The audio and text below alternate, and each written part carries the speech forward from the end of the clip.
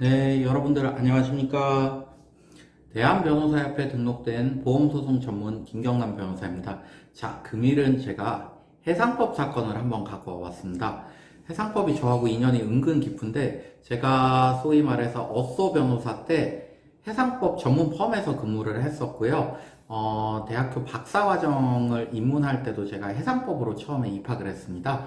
그렇기 때문에 제가 해상사건을 쭉 처리해 보면서 좀 되게 특이성이 있구나 라고도 많이 느꼈고, 또 이쪽에 어느 정도 전문화된 지식도 쌓을 수가 있었습니다. 자, 오늘은 그 선원이 익사사고를 한 사건에서 그 선박회사를 상대로 민사소송을 제기한 사안을 갖고 와봤는데요.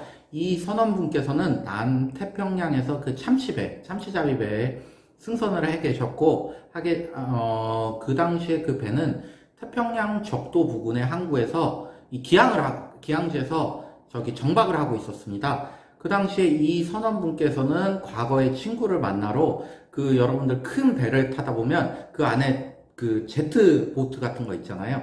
그 보트를 타고 나간 거예요. 그러니까 혼자 나간 것은 아니고 본인 동료 선원 한 명을 뒤에 태우고 나서 둘이서 스피드 보트를 타고 딱 친구를 만나러 갔다가, 친구를 만나러 오는 길에 뭐 영문이야 어찌 됐지 모르겠지만 제대로 끝까지 못 돌아왔죠. 그래서 인근 바다에서 사체로 발견이 됐습니다.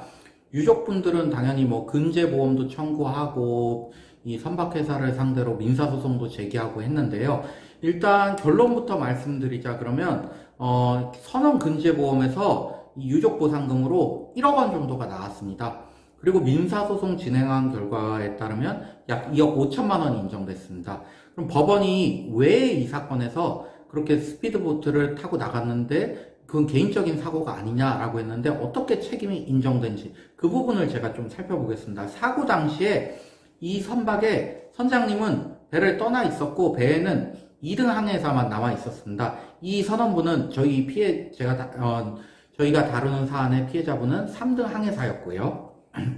그러면 3등 항해사가 뭐 누가 됐건 간에 이 선박에서 나가려고 한다 그러면 위에다가 보고를 하고 허락을 받고 나갔어야 됐었는데, 그냥 자기가 개인적으로 친구 만나겠다고 하고 나가버린 거예요.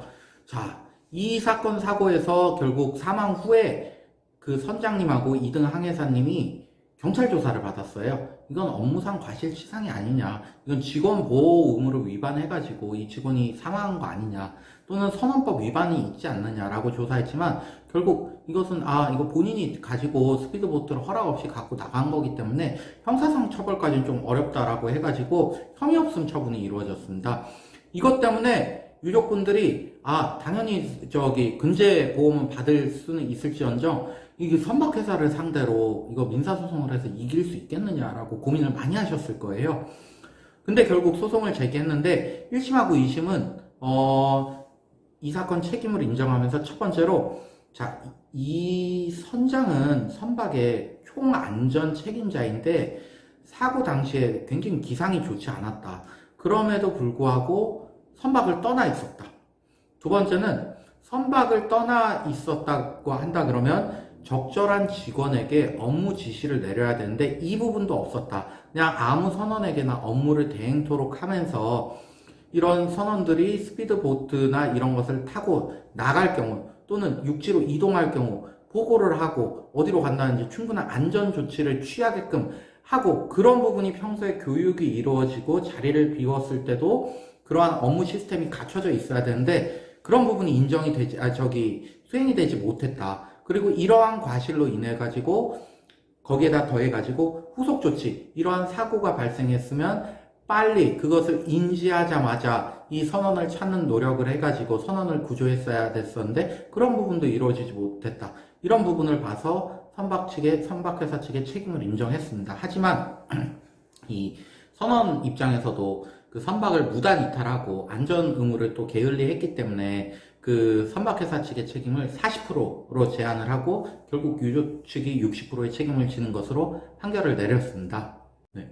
이 사건에서 그 유족에게 인정된 그 손해배상금은 대부분 일실수입, 즉 망인이 사망해서 얻지 못하는 수입, 거기에 맞춰져 있었어요. 뭐 사망사건이니까 어쩔 수 없었겠죠. 그걸 가액으로 계산해 보니까 약 8억이 인정됐고요.